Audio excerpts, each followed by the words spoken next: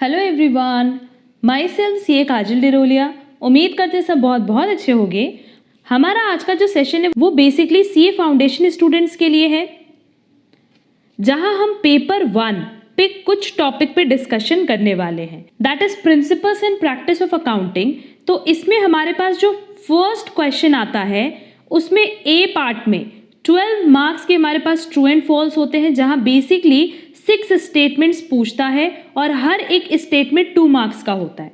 तो ओवरऑल ये 12 मार्क्स बहुत ही ईजिली आप एग्जाम में गेन कर सकते हो अगर आपने इसके लिए प्रॉपर प्रैक्टिस की है। तो इंस्टीट्यूट ने जो न्यू मॉड्यूल्स अपडेट की है फॉर मई 2021 एग्जाम, और आप कह सकते हो कि जून 2021 और ऑनवर्ड्स एग्जाम के लिए, उसमें हर एक चैप्टर के एंड में उन्होंने ट्रू एंड फॉल्स के कुछ स्टेटमेंट्स इंक्लूड किए हैं। एंड साथ ही साथ हम बता दें कि हमने भी ट्रू एंड फॉल्स की एक डिटेल क्लास अपलोड की थी, जहां हमने अब तक के सारे MTPs, RTPs, past year question paper cover किया था। जितने भी maximum true and false given थे MTP, RTP and past year question paper में, सब के सब हमने कवर किए थे एंड उसके आंसर्स हमने टेलीग्राम चैनल पे अपडेट किए थे। तो वो क्लास नो डाउट आपके लिए बहुत रेलेवेंट है। रीजन बीइंग ये जो 12 मार्क्स है ना, बहुत ही इजीली आपको मिल सकते हैं एग्जाम में अगर आपने इसके लिए प्रॉपर प्रैक्टिस की है। तो होता क्या है कि देखो, एग्जाम में जो हमारे पास फर्स्ट क्वेश्चन होता है 20 मार्क्स का, उसके लिए आपको कम से कम टाइम देना होता है। रीजन बीइंग ये न्यूमेरिकल पार्ट नहीं होता है, मोस्ट ऑफ द टाइम ये थ्योरेटिकल पार्ट होता है। तो इसके लिए हम जितना कम टाइम एग्जाम में दें, हम उतना ही टाइम सेव कर सकते हैं अपने अदर क्वेश्चंस के लिए।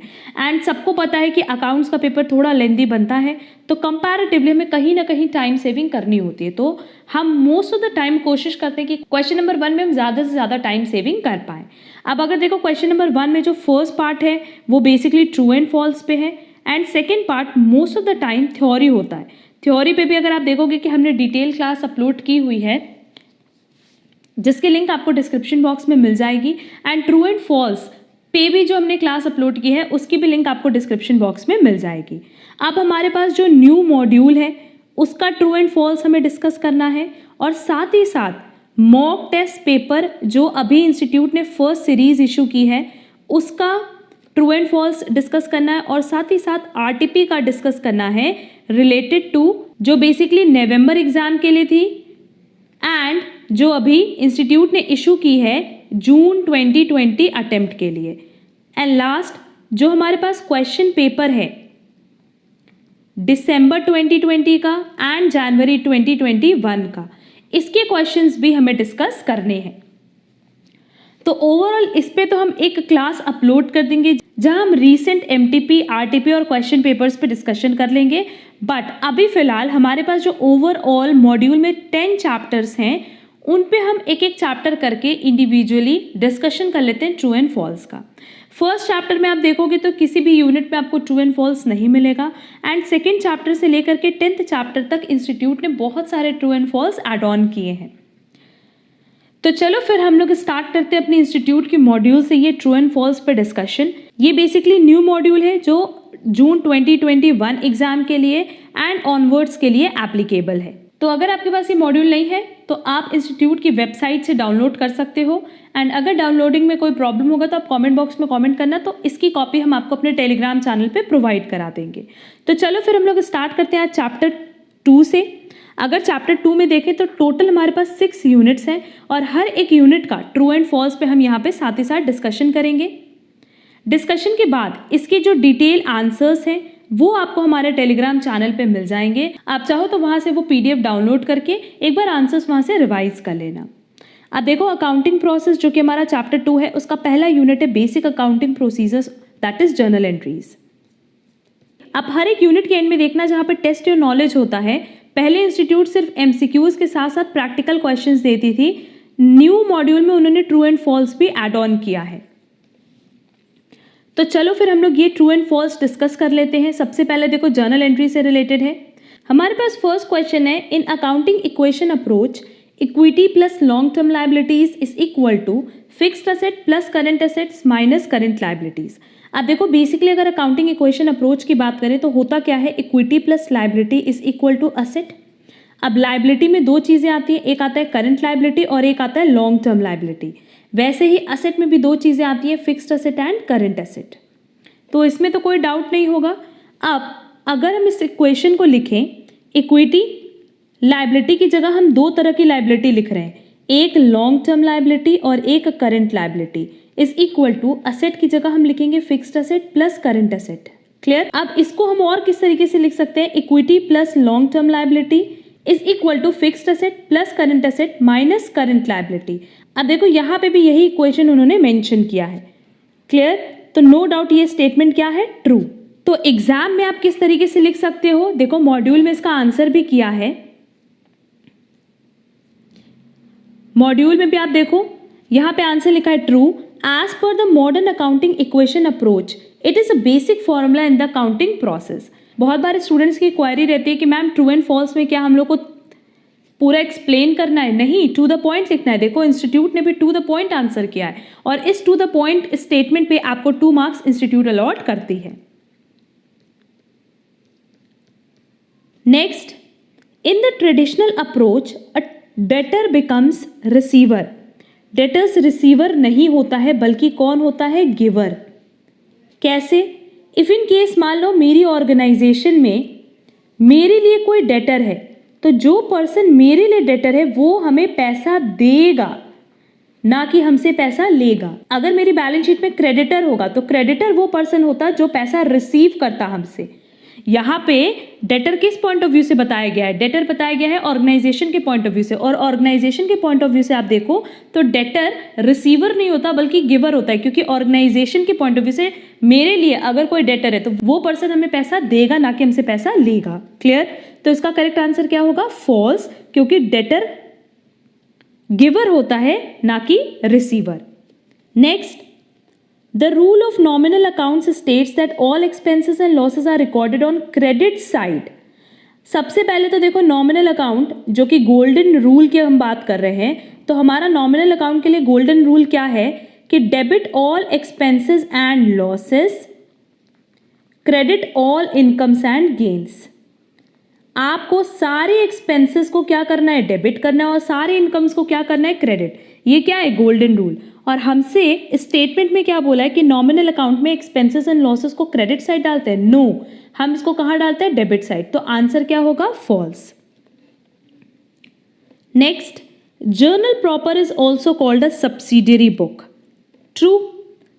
अगर हम सब्सिडियरी बुक की बात करें तो बेसिकली हमारे पास सब्सिडियरी बुक में कैश बुक आता है, परचेज बुक आता है, परचेज रिटर्न बुक आती है, sales book, sales return book, bills receivable book, bills payable book, and last one is journal proper, जो इन सातों बुक में कहीं रिकॉर्ड नहीं होती, वो रिकॉर्ड होती है जर्नल प्रॉपर में। क्लियर? अब देखो ऑर्गेनाइजेशन जर्नल भी बना सकती है और सब्सिडियरी बुक्स भी बना सकती है। जनरली होता यही है कि अगर ऑर्गेनाइजेशन स्मॉल लेवल पे वर्क कर रही है तो वो जर्नल मेंटेन करती है, एंड बट अगर आपकी ऑर्गेनाइजेशन बड़े लेवल पे काम कर रही है, मतलब अगर आपकी ऑर्गेनाइजेशन बेसिकली लार्ज लेवल पे, लार्ज स्केल पे प्रोडक्शन कर रही है, लार्ज स्केल पे वर्क कर रही है, तो फिर उस केस में उनको सब्सिडियरी बुक बनाना होता है, क्योंकि वहाँ पे बल्क में ट्रांजैक्शंस होते हैं। सो उनको अलग अलग बुक्स में उसको मेंटेन करना होता है। क्लियर? तो जर्नल प्रॉपर किसका पार्ट है, सब्सिडियरी बुक का। आंसर क्या होगा, ट्रू। अब देखो इंस्टीट्यूट ने इसका क्या आंसर किया है। इंस्टीट्यूट ने लिखा है true, it is one of the book where in the transactions not entered in the other books are entered in this book. वही चीज लिखा है कि जो बाकी बुक्स में एंटर नहीं होता वो जर्नल प्रॉपर में हम एंटर करते हैं। Next, capital account has a debit balance. अब यहाँ देखो, अगर हम लोग ओवरऑल अकाउंट्स की बात करें तो assets, capital, liability, income, expense, ये ही 5 टर्म्स होते हैं overall. Profit and loss account की बात करें, ट्रेडिंग की बात करें या बैलेंस शीट की बात करें तो ओवरऑल ये 5 टर्म्स होते हैं हमारे पास, जिसमें असेट का हमेशा डेबिट बैलेंस होता है, कैपिटल एंड लायबिलिटी का क्रेडिट बैलेंस होता है, इनकम का क्रेडिट बैलेंस होता है, एंड एक्सपेंस का डेबिट बैलेंस होता है। बेसिकली इनकम एंड एक्सपेंस पे तो हम लोग नॉमिनल अकाउंट का रूल अप्लाई कर सकते हैं, debit all expenses and losses, credit all incomes and gains. तो यहाँ बोल रहा है कि कैपिटल अकाउंट का डेबिट बैलेंस होगा, नहीं, कैपिटल का हमेशा क्या होगा, क्रेडिट बैलेंस, तो इसका करेक्ट आंसर क्या होगा, false. Next, purchase account is a nominal account, true,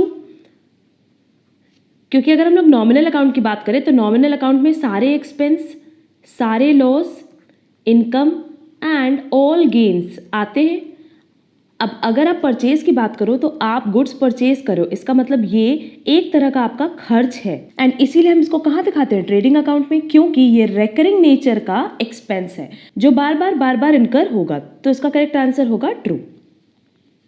next, all the personal and real account are recorded in the PL account. ये हम बताते हैं कि देखो हमारे पास 3 तरह का अकाउंट होता है, पहला होता है personal account, then real account, and last one is nominal account. अगर हम बात करें पर्सनल अकाउंट की as well as real account की, तो इसको हम लोग ट्रांसफ़र करते हैं बैलेंस शीट में, एंड नॉमिनल अकाउंट का जो बैलेंस होता है उसको हम ट्रांसफ़र करते हैं आइदर ट्रेडिंग अकाउंट और पीएल अकाउंट। अब क्योंकि नॉमिनल में हमने बताया कि एक्सपेंस, लॉसेस, इनकम, गेन्स आएगा, बट पर्सनल, जैसे अगर मान लो पर्सनल अकाउंट में हम कह रहे हैं debtor, capital account, real account में हम लोग कह रहे हैं असेट, कोई भी असेट ले लो, जैसे बिल्डिंग हो गया, कैश हो गया, तो ये सारी चीज़ें हम at the end of the year कहाँ ट्रांसफ़र करते हैं, बैलेंस शीट में, ना कि पीएल अकाउंट में। Personal account and real account को एट द एंड, जो पर्सनल अकाउंट का लेजर होता है एंड रियल अकाउंट का लेजर होता है, उसको हम क्लोज करते हैं बैलेंस ट्रांसफ़र करके। बेसिकली वो बैलेंस कहाँ जाता है, बैलेंस शीट में। बट नॉमिनल अकाउंट के जितने भी लेजर्स होते हैं लाइक सैलरी, रेंट, इन सबको हमें क्लोज करना होता है, और वो क्लोजिंग कैसे होती है, उसके बैलेंस को हम ट्रांसफर कर देते हैं आइदर ट्रेडिंग अकाउंट और पीएल अकाउंट में। क्लियर? तो यहाँ स्टेटमेंट पूछा था all the personal and real account are recorded in PL account, no, इसका करेक्ट आंसर क्या होगा, फॉल्स। रीजन बीइंग ये कहाँ रिकॉर्ड होता है, बैलेंस शीट में। Next, asset side of the balance sheet contains all the personal and nominal accounts। Again देखो किसकी बात किया, बैलेंस शीट की, और अभी हमने बताया कि बैलेंस शीट में हम लोग नॉमिनल अकाउंट वैसे भी इंक्लूड नहीं करते। नॉमिनल अकाउंट हमेशा जाता है आइदर ट्रेडिंग और पीएल अकाउंट में। तो बैलेंस शीट में क्या जाता है, बैलेंस शीट में जाता है personal account as well as real account. तो इसका करेक्ट आंसर क्या होगा, सिंपली हमें लिखना है फॉल्स, और इसका स्टेटमेंट सिंपली हम ये लिख सकते हैं कि asset side of balance sheet contains all the personal and real accounts. इसका आंसर भी देख लेते हैं, जो एज पर इंस्टीट्यूट आंसर है वो देखो क्या लिखा है, false, asset side of the balance sheet contains all the personal and real accounts. बस ये स्टेटमेंट आपको लिखना है और आपको 2 मार्क्स पूरा मिल जाएगा। तो वही स्टेटमेंट पूरा कॉपी किया है, सिर्फ जो इनकरेक्ट टर्म था उसको हमने करेक्ट कर दिया। Next, capital account is a personal account, yes. Capital account की अगर बात करें तो क्योंकि ये एक ओनर से और कह सकते हैं इंडिविजुअल से रिलेटेड होता है, इसीलिए हम इसको कैसे ट्रीट करते हैं, एज पर्सनल अकाउंट। क्लियर? क्योंकि बेसिकली कैपिटल बिजनेस में कौन लेकर के आता है, ओनर लेकर के आता है, तो उसके नाम से ही तो हम कैपिटल लिखाते हैं ना, लाइक एस कैपिटल अकाउंट, बीस कैपिटल अकाउंट। तो ये जिस भी नाम से शो हो रहा है वो बेसिकली इंडिविजुअल है, और इंडिविजुअल है तो हम उसको कैसे ट्रीट करेंगे, एज पर्सनल अकाउंट। तो इसका करेक्ट आंसर होगा true. Last, journal is also known as a book of original entry, true, क्योंकि सबसे पहले अगर कहीं एंट्री रिकॉर्ड होती है तो वो होती है जर्नल में, और हम कह सकते हैं सब्सिडियरी बुक। अब जर्नल और सब्सिडियरी बुक में तो देखो ये चीज़ हमने स्टार्टिंग में बताई कि जर्नल में बेसिकली हम लोग एंट्री तब रिकॉर्ड करते हैं जब हमारी एंटिटी स्मॉल लेवल पे काम कर रही हो, एंड सब्सिडियरी बुक्स हम तब मेंटेन करते हैं जब लार्ज लेवल पे या बिग एंटिटी हो, तो उस केस में हम सब्सिडियरी बुक्स मेंटेन करते हैं। बट स्टिल ये ओरिजिनल एंट्री, मतलब सबसे पहली बार एंट्री कहाँ रिकॉर्ड होती है, आइदर जर्नल और सब्सिडियरी बुक। क्लियर? तो करेक्ट आंसर क्या होगा, ट्रू। अब देखो इंस्टीट्यूट की मैट में ही अगर आपके पास पुरानी मैट है तो आप नई मैट इंस्टीट्यूट की वेबसाइट से डाउनलोड कर सकते हो, और यहाँ देखो हमारे पास सारे के सारे आंसर्स दिए हुए हैं, जिसमें से कुछ आंसर्स हमने डिस्कस भी किए हैं और बाकी सारे आंसर्स यहाँ पे मेंशन किए हुए हैं। इन सारे आंसर्स की कॉपी एक साथ हम आपको प्रोवाइड करा देंगे टेलीग्राम चैनल पे, तो वहाँ से भी आप इसको डाउनलोड कर सकते हो। अब चलेंगे हम लोग अपने यूनिट 2 पे। चैप्टर 2 अकाउंटिंग प्रोसेस में ओवरऑल 6 यूनिट्स हैं, जिसमें से अब हम देखेंगे सेकेंड यूनिट लेजर। हमारे पास इसमें पहला क्वेश्चन है, a ledger is also known as a principal books of account, true, reason being, देखो होता क्या है कि लेजर मतलब जैसे लेस से कैश अकाउंट, तो हम क्या करते हैं कि एक लेजर मेंटेन करते हैं और उस लेजर में उस पर्टिकुलर लेजर के नाम से जितनी भी एंट्रीज हुई है उसको पास ऑन करते हैं और फिर एट द एंड उसका बैलेंस कैलकुलेट करते हैं। फिर उस बैलेंस की हेल्प से हम ट्रायल बैलेंस बनाते हैं। क्लियर? तो इसीलिए हम लोग इसको प्रिंसिपल बुक्स ऑफ अकाउंट्स भी कहते हैं। तो करेक्ट आंसर क्या होगा? ट्रू। इसका आंसर देखते हैं as per institute. True, since it classifies all the amounts related to a particular account and then it is used as a base for preparing the trial balance. वही चीज mention की गई है कि laser को हम लोग प्रिंसिपल बुक्स ऑफ अकाउंट क्यों कहते हैं? सिंपली इसलिए क्योंकि लेजर क्या करता है कि सारे के सारे ट्रांजैक्शंस जो कि रिलेटेड टू है अ सिंगल अकाउंट उनको एक जगह रिकॉर्ड करता है एंड उसकी हेल्प से बैलेंस कैलकुलेट करता है या उसको ट्रेडिंग पीएल में ट्रांसफर करते हैं और उसके बाद उसी की हेल्प से हम लोग ट्रायल बैलेंस बना पाते हैं। Clear? Next, cash account has a debit balance, अभी हमने ऊपर डिस्कस किया। True. Next, posting is a process of transferring the accounts from ledger to journal. Posting का मतलब क्या होता है? जब हम लेट्स से मेरे पास एक एंट्री है cash account debit to sales account, अगर हम सेल्स अकाउंट मेंटेन कर रहे हैं इसमें हम क्या करेंगे? बाय कैश दिखाएंगे। दैट इज ये जर्नल है, ये लेजर है। तो जब हम जर्नल से लेजर में एंट्रीज ट्रांसफर करते हैं तो उसको हमने नाम दिया है पोस्टिंग और हमसे स्टेटमेंट में कह रहा है लेजर टू जर्नल, तो ये फॉल्स स्टेटमेंट है। एक्चुअल में स्टेटमेंट क्या होना चाहिए कि posting is a process of transferring the accounts from journal to ledger. Clear? तो हमने जो पहले की क्लास में डिस्कस किया था जहां हमने बाकी सारे के सारे ट्रू एंड फॉल्स अपलोड किए थे वहां पे हमने बताया था कि आप ये कोशिश करना कि इस स्टेटमेंट की हेल्प से ही आप इसको करेक्ट स्टेटमेंट में कन्वर्ट कर देना। अपनी तरफ से आपको कोई स्टेटमेंट बनाने की ज़रूरत नहीं है। इस पूरे स्टेटमेंट पे जो रॉन्ग वर्ड है उसी को आपको करेक्ट करके करेक्ट स्टेटमेंट बनाना होता है एग्जाम में और उस पर आपको पूरा पूरा इंस्टीट्यूट 2 मार्क्स अलॉट कर देती है। बहुत बार आप लोगों को ये लगता है कि नहीं अगर ये 2 मार्क्स का क्वेश्चन है तो इसको हमें और एक्सप्लेन करना है। नहीं, वहाँ पे आपके एक्सप्लेनेशन की कोई ज़रूरत नहीं है, सिर्फ इस स्टेटमेंट को आपको करेक्ट स्टेटमेंट में कन्वर्ट करके लिखना होता है। Clear? Next, at the end of the accounting year all the nominal accounts of the ledger books are balanced. No, अभी हमने ऊपर बताया कि हमारे पास जो 3 तरह का अकाउंट होता है, first one is real account, second one is personal account and third one is nominal account.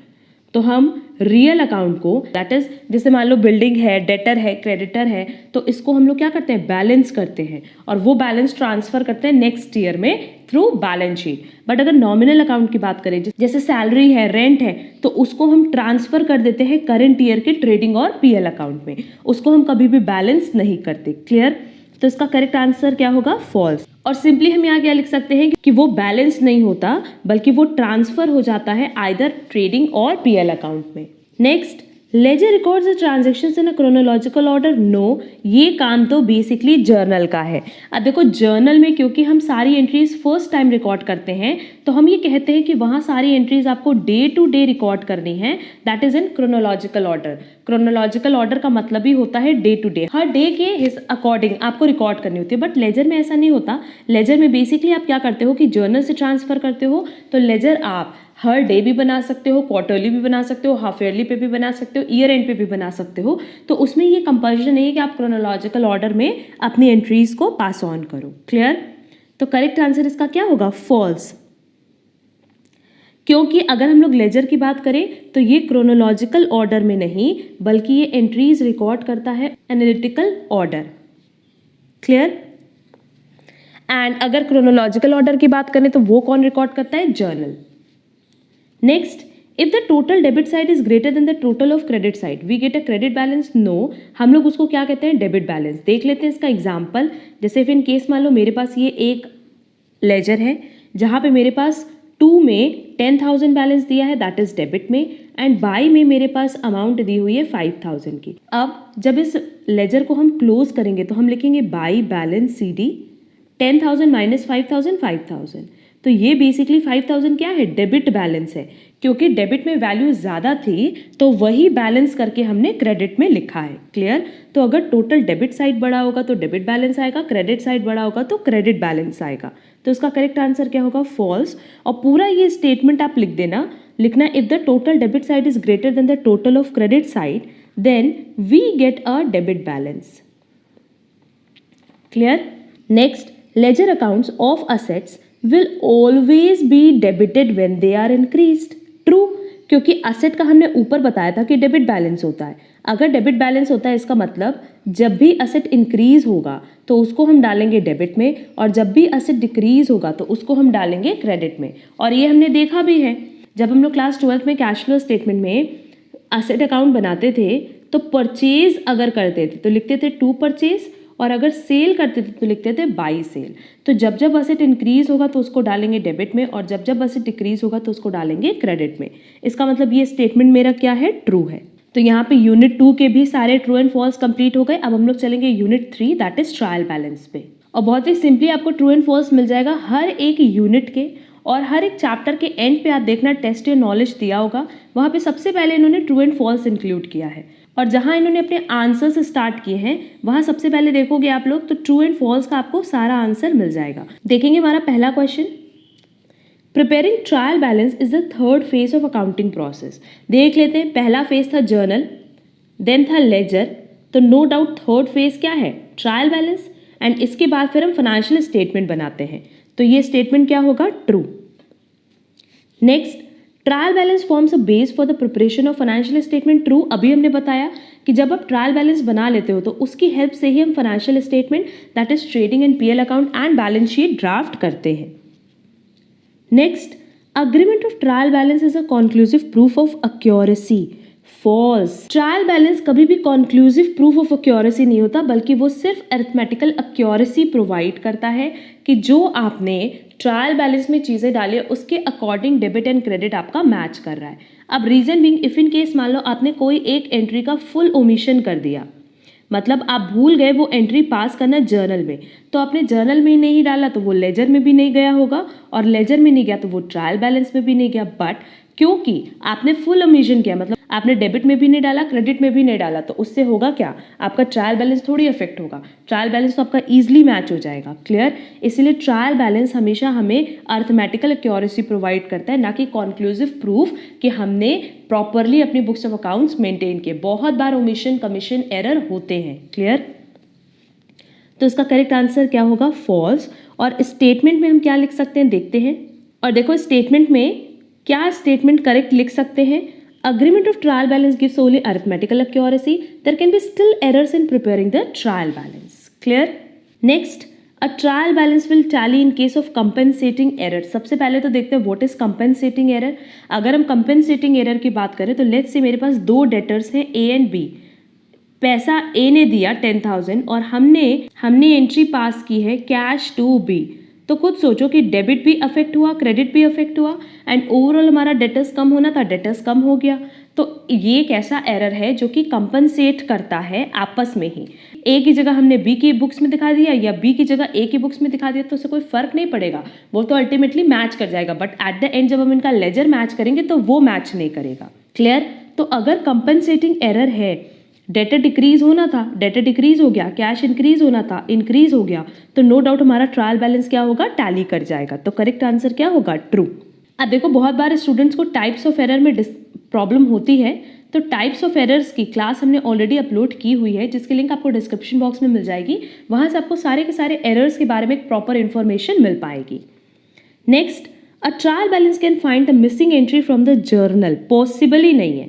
अगर हमने कोई एंट्री पास नहीं की है, लेट्स से हमने cash account debit to sales account नहीं किया है, तो वो ट्रायल बैलेंस की हेल्प से तो हम कभी फाइंड आउट नहीं कर सकते. वो कहीं ना कहीं वाउचर के थ्रू हम फाइंड आउट कर सकते हैं कि कोई एंट्री हमारी मिस हुई है. But with the help of trial balance हम कभी भी ये फाइंड आउट नहीं कर सकते कि जर्नल में हमने कौन सी एंट्री पास नहीं की है. क्लियर?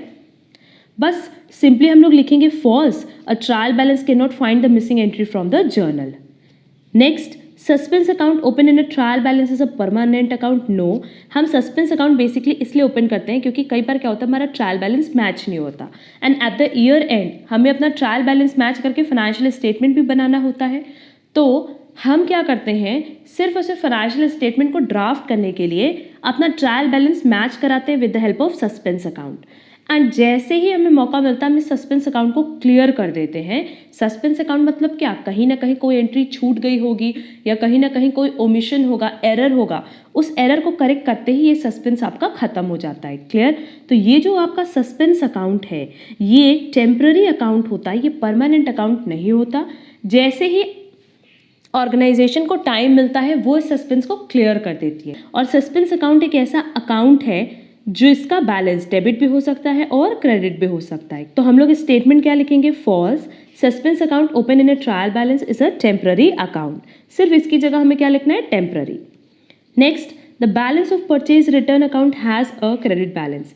अगर परचेज एक्सपेंस है तो उसका बैलेंस क्या होगा, डेबिट। तो नो डाउट परचेज रिटर्न का बैलेंस क्या होगा, क्रेडिट। और सिंपली इसी तरीके से चलेंगे क्योंकि अगर परचेज का बैलेंस डेबिट है तो जस्ट उसका रिवर्स होगा परचेज रिटर्न के केस में। तो इसका आंसर क्या होगा, ट्रू। देखते हैं स्टेटमेंट क्या लिखा है इंस्टीट्यूट ने। देखो यहाँ स्टेटमेंट क्या लिखा है, true as purchases is debited any return shall be credited treated in opposite way. यही करते हैं क्योंकि हमने जब परचेज किया तो हम उसको डेबिट करते हैं, तो परचेज रिटर्न के टाइम हम परचेज रिटर्न को क्रेडिट कर देते हैं। क्लियर? दैट इज परचेज को कैंसिल करते हैं। अब यहाँ देखो accounting process that is chapter 2 के हमने 3 यूनिट्स पे डिस्कशन कर लिया है।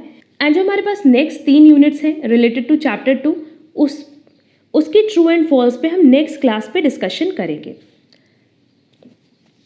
आज का जो हमारा डिस्कशन था वो बेसिकली इन 3 यूनिट्स पे था।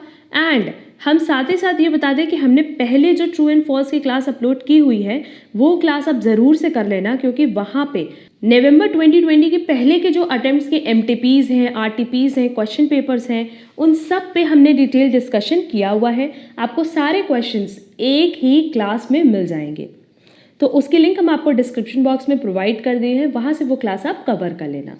अगर आपको आज की क्लास में कहीं पे भी कोई प्रॉब्लम हो, कोई डाउट हो, तो आप कमेंट बॉक्स में कमेंट करके पूछ सकते हैं।